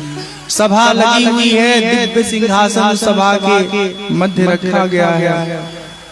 सज धज के राम जी सीता मैया आसन पे विराजमान होते हैं। ब्राह्मण लोग वेद मंत्र का पाठ करते हैं और गुरुदेव वशिष्ठ जी भगवान श्री राम का राज तिलक लगते हैं। राज तिलक इन लोगों का खूब सुंदर सुंदर फोटो ले लीजिएगा। फोटोग्राफर अंकल, हाँ अंकल तो नहीं लग रहे हैं, फोटोग्राफर भैया लग रहे हैं। आप लोग किसी को अंकल बोलिए, माताओं बहनों तो जरा देख करके बोलिए कि क्या उसको अंकल बोला जा सकता है। हाँ सबके अंकल बोल दे तो लोग ना, और नहीं के बहुत बुरी अत्याचार कर रहे हैं। मर्दे के बराबर का मन नहीं मिल जाओ कि अंकल बोल दिए, इनके अगर आंटी बोल दे तो मुंह फूल जाए। देखत नहीं क्या अखिया में का बोल बा अखिया मोतिया बोल बा के हम आंटी लगत है।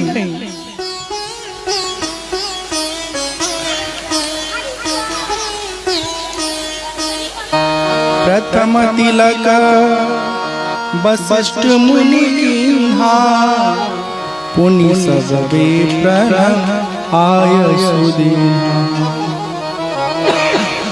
प्रथम तिलक वशिष्ठ मुनि कीन्हा, पुनि सब विप्र आय सुदीन्हा। बोलिए राजा रामचंद्र भगवान की जय, राजा रामचंद्र भगवान की जय, राजा रामचंद्र भगवान की,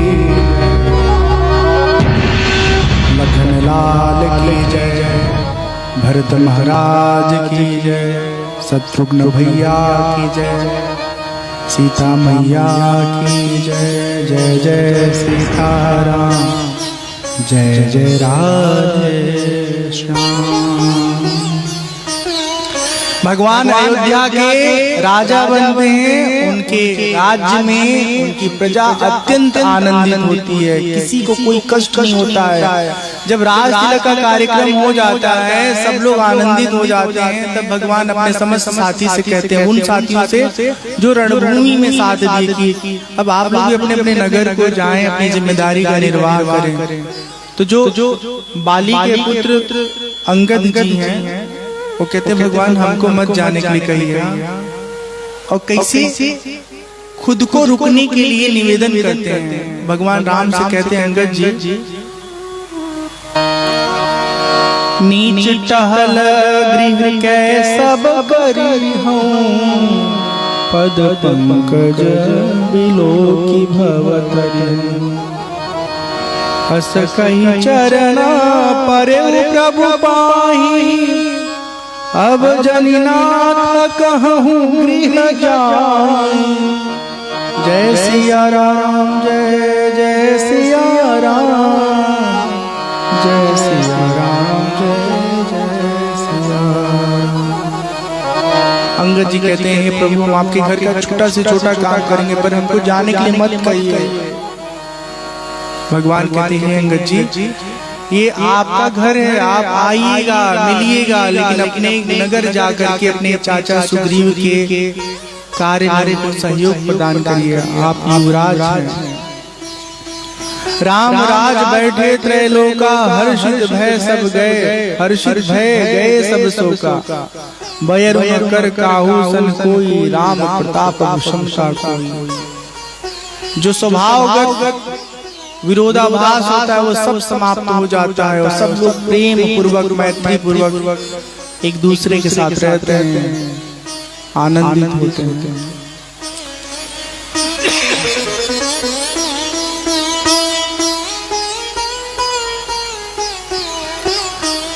राम राज्य आरंभ हो जाता है। एक दिन भगवान श्री राम अपने नगर के समस्त नागरिकों को बुलाते हैं और उन्हें जीवन का परम ज्ञान प्रदान करते हैं। भगवान कहते हैं, बड़े भाग मानुष तनु पावा, सुर दुर्लभ सब गण।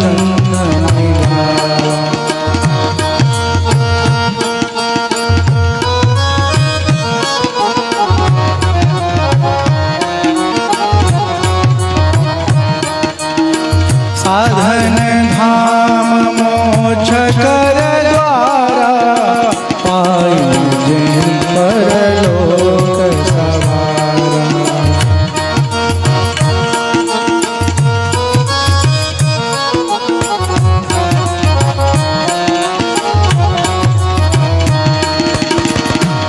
तन कर बल विषय न भाई, स्वर्गम स्वल्प अंत दुखदाई। नर तन पाई विषय मन नेहि, पलटि सुधा तेरे सठ विष लेहि। आकर चारि लक्ष 84, जो नियमत जीव विनाशी। जो न तरय भव सागर, नर समाज अस पाई। शोभित निंदक मंदमति, आत्मान गति जाई। जय सिया राम, जय सिया राम, जय सिया राम, जय सिया राम, जय सिया राम, जय सिया राम, जय सिया राम, जय सिया राम, जय सिया राम, जय सिया राम। भगवान कहते हैं, जो मनुष्य शरीर मिला है इसमें केवल संसार के विषय वस्तु का स्वाद नहीं लेना है। अपने जीवन को सार्थक करने के लिए खुद को जानना है, ज्ञान प्राप्त करना है, सद्गुरु के शरण में रह करके खुद के स्वरूप को समझना है और जन्म मरण के चक्र से सदा सदा के लिए छूट जाना है। ये है इस मानव तन का मुख्य प्रयोजन। भगवान कहते हैं, मोर दास कहाई नर आशा करें, तो कहूँ कहाँ विश्वास। हमारा भक्त जब अपने आप को कहते हो तो हम पे भरोसा रखो, जो चाहिए सब देंगे। दूसरे से मत मांगो कुछ, अपनी पात्रता, अपने हृदय की शुद्धता निरंतर बनाए रखो। और इस तरह से ज्ञान दे करके सबको भगवान विदा करते हैं। एक दिन की बात है, वशिष्ठ जी आते हैं। वशिष्ठ जी कौन है? भगवान राम के गुरुदेव। और कहते हैं, प्रभु आज हम भक्त बन के आए हैं, गुरु बन के नहीं आए हैं। आपके घर में जब हमको कुल गुरु का कार्य करने के लिए जिम्मेदारी मिली देवलोक से, तो सिर्फ यह सोच करके यह कार्य करना हमने चुना कि आपका दर्शन लाभ प्राप्त होगा। बहुत बहुत गंभीर बात हम करने जा रहे हैं। चाहे राम जी के कुल गुरु वशिष्ठ जी का जीवन हो, उनका कार्य हो, या वर्तमान समय में ब्राह्मण देवता का हम सबके जीवन में योगदान हो, रोल हो, दोनों एक जैसा ही है। हाँ, दोनों एक जैसा है। हम ब्राह्मण लोगों से पूजा कराते हैं, अपने अनुष्ठान में मदद लेते हैं, सहयोग लेते हैं, और उनके भरण पोषण के बारे में जो हमारी जिम्मेदारी है, उस बारे में हम जितना सजग रहना चाहिए, जितना जागरूक रहना चाहिए, जितना अपना कर्तव्य समझना चाहिए, उसमें हम शिथिल हो जाते हैं।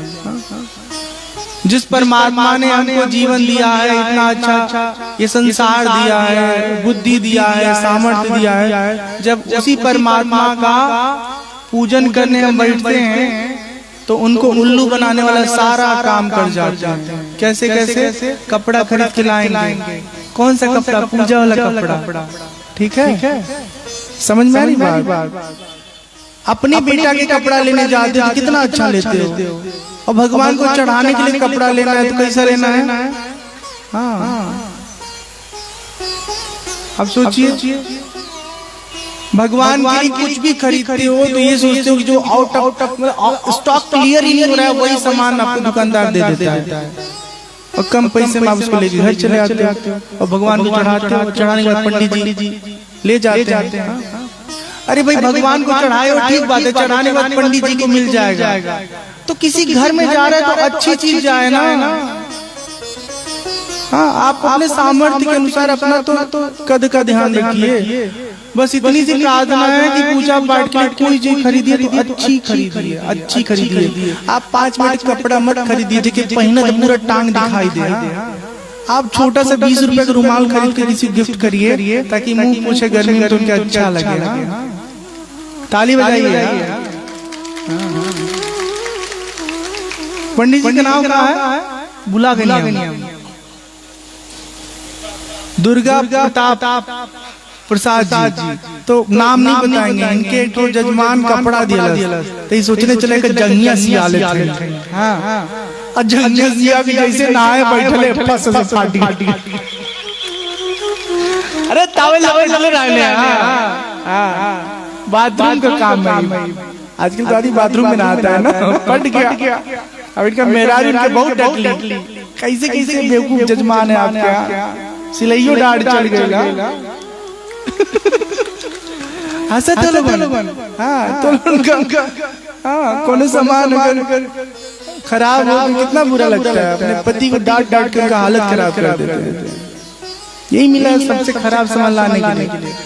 चलिए, लंबा छोटा बात नहीं करेंगे। आपसे प्रार्थना है, किसी ब्राह्मण से पूजा कराइए तो उनको सम्मान दीजिए, और वो अगर न मांगे तो जो आपका सामर्थ्य है उतना उनकी सेवा करिए।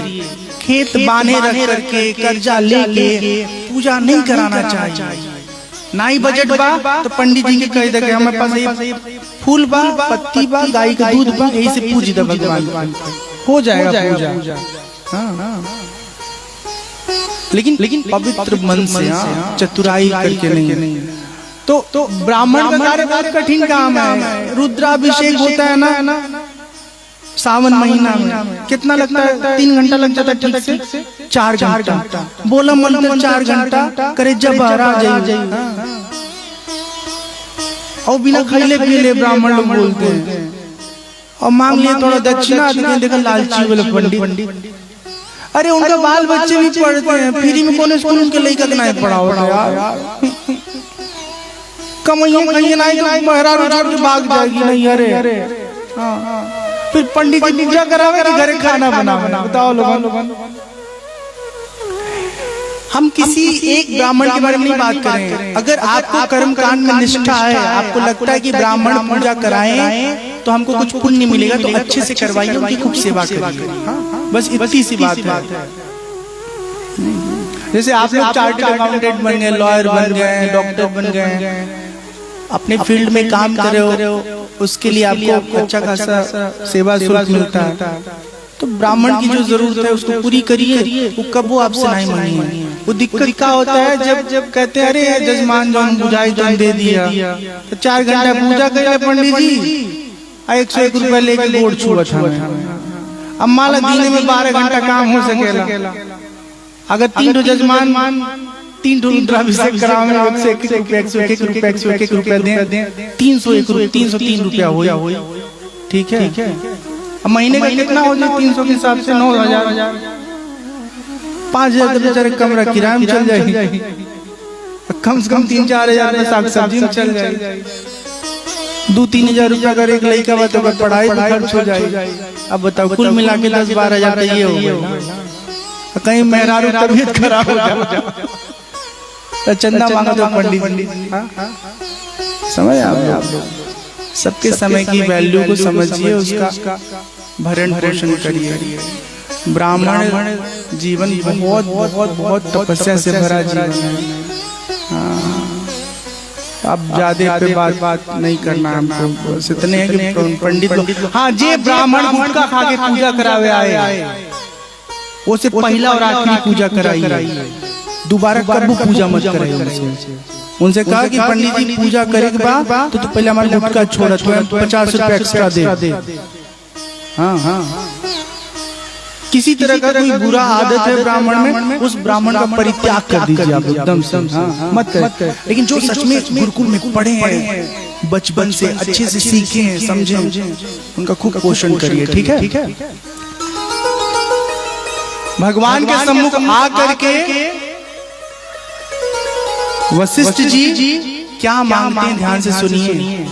नाथ एक बार मांगो राम कृपा करि दे, जन्म जन्म प्रभु पद कमल कबहु घटे जन। बस एक बार चाहिए कि आपके चरणों में हमारा प्रीत जन्म जन्मांतर बनी रहे, कभी खत्म ना हो। ठीक भगवान तथास्तु कहते हैं, खूब आशीर्वाद देते हैं और फिर प्रणाम करके गुरुदेव अपने स्थान को चले जाते हैं। अब शिव जी पार्वती मैया को कथा सुनाते हुए कथा की महिमा के बारे में बखान करते हैं।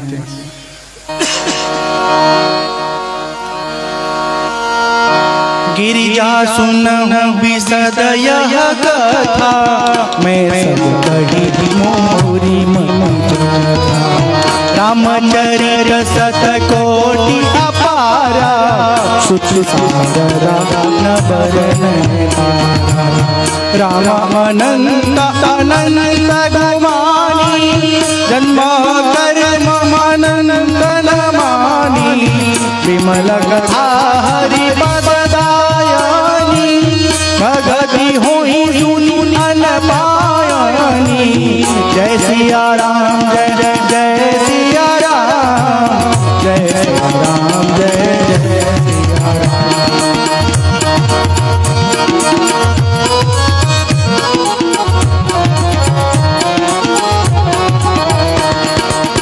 धन्य धन्य मैं धन्य मुरारी, सुने राम गुण भव भयहारी। जय सिया राम जय जय जय सिया राम, जय सिया राम जय जय सिया राम। तुम्हारी कृपा कृपायतना अब कृतन मोह, तुम्हारी कृपा कृपायतना अब कृतन मोह। जान्यू राम प्रताप प्रभु चिदानंद संतोष। जय सिया राम जय जय जय सिया राम, जय सिया राम जय सिया राम, जय राम जय सिया राम, जय राम जय सिया राम, जय सिया राम जय सिया राम जय।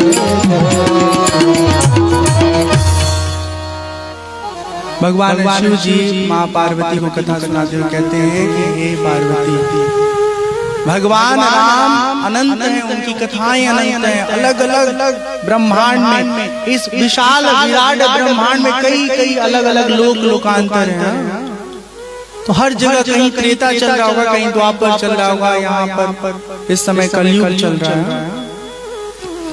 तो इस वजह से राम जी के बहुत बार अवतार हुए हैं और उनके भक्त लोग अपने अपने भाव के अनुसार उनके लीला का लेखन किए हैं, गायन किए हैं। तो राम अनंत है, उनकी कथा अनंत है, उनके गुण अनंत हैं। ये भगवान की पवित्र कथा जो सुनता है उसे भगवान के चरणों में प्रेम होता है। पार्वती मैया कहती है भगवान की ये पावन कथा सुन करके हमारे जीवन का समस्त अज्ञान समाप्त हो गया, समस्त संदेह नष्ट हो गया।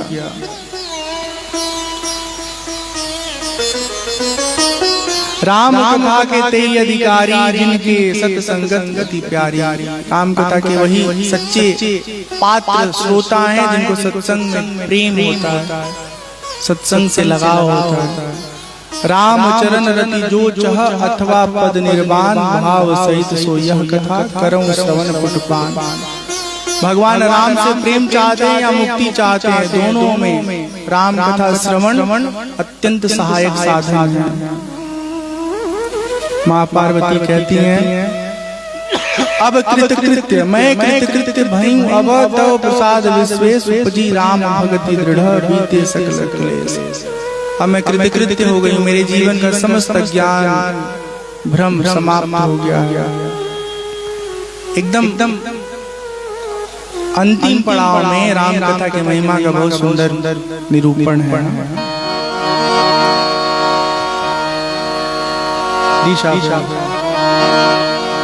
रघुवंश भूषण चरित यहन कहीं सुनहि जे गावन्। रघुवंश भूषण चरित यहन कहीं सुनहि जे गावन्। कलिमल मनोमल होई विमुषत राम धाम सिधावन्।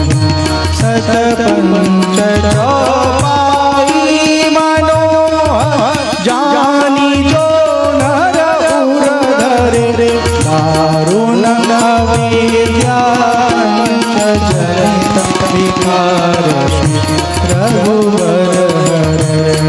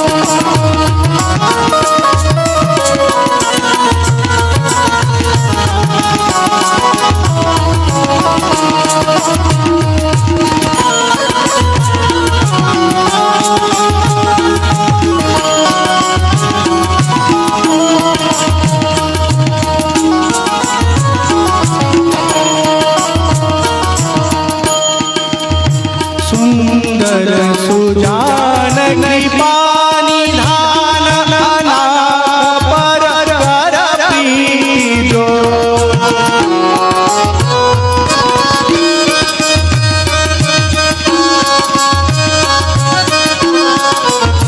सुंदर सुजान कृपानि धान अनाथ पर कर पीजो।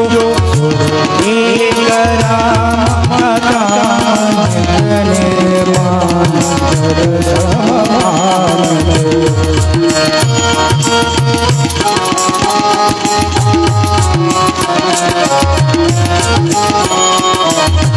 जाकी कृपा लवले सदे मति मंद तुलसीदास हूँ। जाकी कृपा लवले सदे मति मंद तुलसीदास हूँ। आयो परम विशाल राम समान आयो परम विशाल राम समान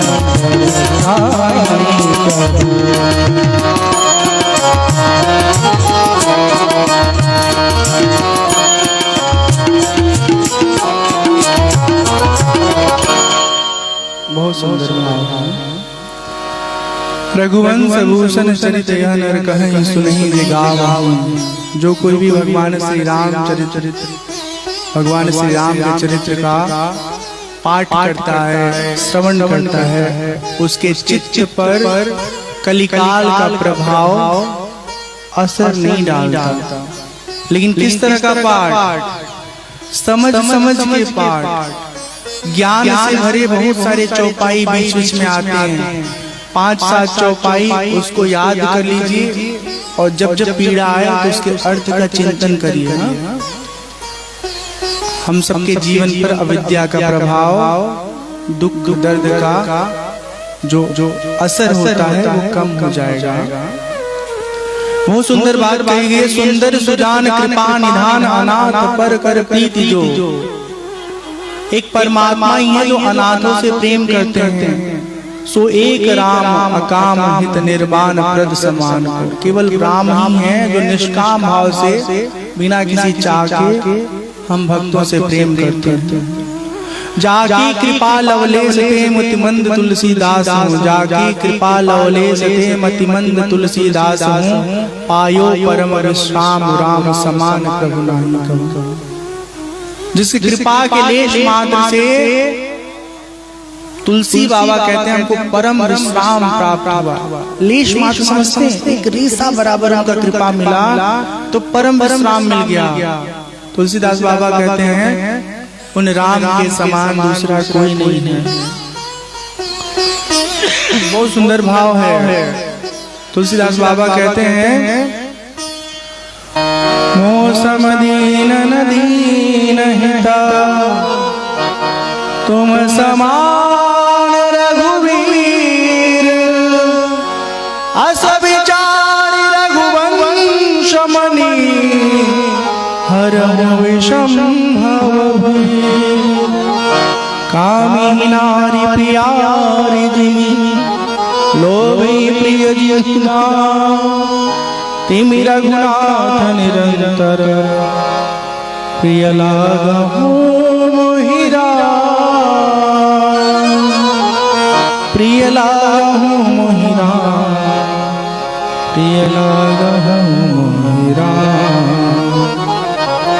मुझसा कोई दीन नहीं है और आपसा कोई दीनों का हितैषी नहीं है। हे प्रभु हमारे जीवन के समस्त विषमताओं को हर लीजिए। कामी नारी प्यारी जिमी, जिस प्रकार कामी पुरुष को स्त्री प्रिय है, लोभी को धन प्रिय है और अत्यंत तीव्र गति से उनको अच्छा लगता है। हे नाथ इतनी तीव्रता से आप हमें प्रिय लगे, ऐसी हम पे कृपा करिए। पुण्यम पापहरम सदा शिवकरम विज्ञान भक्ति प्रदम माया मोह मलापहम सुविमलम प्रेमापूरम शुभम। श्रीमद् रामचरित्र मानसमिदं भक्त्यावगाहन्ति ये संसार पतंग घोर किरण दहयन्ति नो दहयन्ति नो। ये राम कथा पुण्यदायी है, पापों का हरण कर लेती है, जीवन में विज्ञान प्रदान करती है, देखने समझने की समझ प्रदान करती है, कलिकाल के पापों को ये समाप्त कर देती है। जो कोई भी इस राम कथा रूपी ज्ञान गंगा में स्नान करता है, अपना मन लगाता है, वो कलिकाल के प्रभाव से ताप से सदा सदा बचा रहता है। बोले श्यापति रामचंद्र की जय। श्रीमद् रामचरितमानस सकल कलकलुष विध्वंसने सप्तमः सोपान समाप्त। तो यहाँ पर हमारे इस राम कथा सत्र को हम विराम दे रहे हैं। कथा अनंत है, अपने सामर्थ्य के अनुसार विद्वान जन उसका लेखन किए, संत महात्मा गायन करते हैं, प्रवचन करते हैं। हमारे बुद्धि में भगवान ने जो सामर्थ्य दिया तद अनुसार हम आपको भगवान के चरित्र को सुनाने का प्रयत्न किया। मेरी पूरी कोशिश रहती है कि कोई ऐसी बात ना सुनाए, ना बताएं जिस पर मेरा विश्वास नहीं है या जिस चीज का मैं कोई प्रमाण नहीं जानता हूँ। तो कोशिश ये रहती है जो मैं पढ़ा हूँ ठीक ठीक तरीके से वही बातें आपको सुनाऊं। पूरी कथा में हमने कोई दंत कथा नहीं सुनाया, कोई दंत कथा नहीं सुनाया, कोई चुटकुला नहीं सुनाया। बातों के लहजे में कुछ हंसी मजाक हो गई तो ठीक है, बट कथा को हम मनोरंजन नहीं बनाना चाहते। कथा ज्ञान के लिए है, मनोरंजन के लिए बहुत बड़े बड़े प्लेटफॉर्म हमारे वहाँ उपलब्ध है, तो वहाँ से मनोरंजन लिया जाए और कथा से ज्ञान लिया जाए। आप में से किसी को कोई भ्रम है, कोई संदेह है, हमसे व्यक्तिगत वो सवाल कर लीजिएगा, उत्तर मिल जाएगा। लेकिन सवाल सिर्फ इसलिए कीजिएगा कि आपको सच में कुछ जानना है। अगर आप परीक्षा लेने के लिए सवाल करेंगे तो हमको पता चल जाएगा और हम एक ही बात उत्तर देंगे, हमको कुछ नहीं आता। ठीक ठीक। तो शिक्षक से परीक्षा नहीं ली जाती है, अपने जिज्ञासा को दूर करने के लिए सवाल किया जाता है। आरती की तैयारी करिए और अभी सवाल जवाब का सत्र यहाँ पे करेंगे तो समय बढ़ जाएगा। तो हम लोग भजन सुनेंगे और भंडारा शुरू हो गया है। भंडारा शुरू, आज के भंडारा की जय। आरती करेंगे अपना।